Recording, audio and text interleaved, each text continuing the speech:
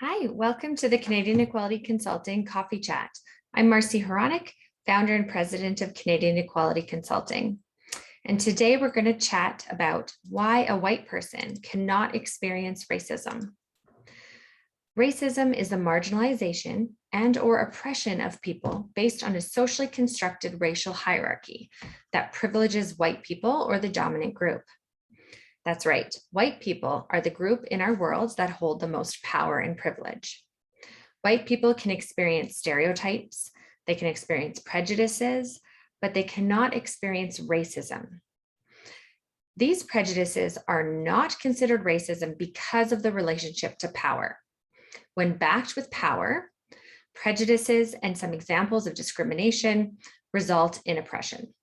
So when people of color experience stereotypes, prejudices, or discrimination at the hands of white people who have power, rooted in colonialism and from our institutions and systems that were designed to perpetuate white privilege, people of color experience oppression.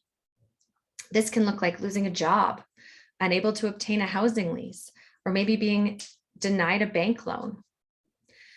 Whereas when white people experience prejudice, there isn't this layer of compounding oppression, which would make it racism.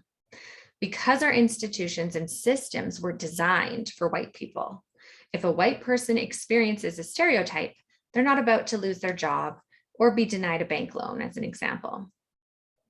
Well, you may ask, what about reverse racism?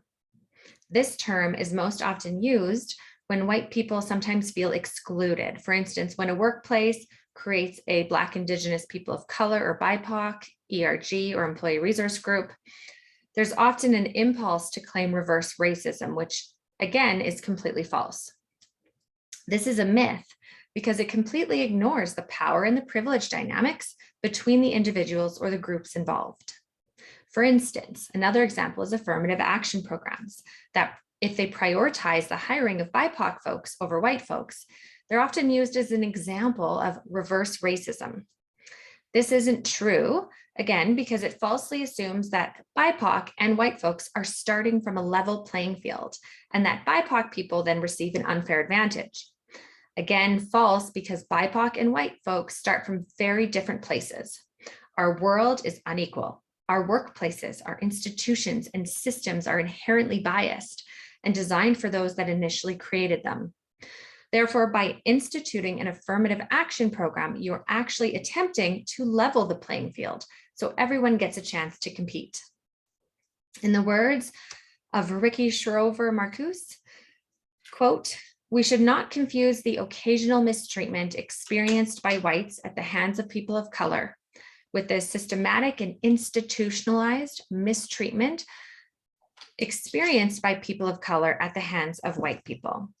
So while expressions of racial prejudice directed at white folks may hurt the white person or people individually or personally, and are never to be condoned, they do not have the power or the authority to affect the white person's social, economic, political location and privileges, which would result in racism.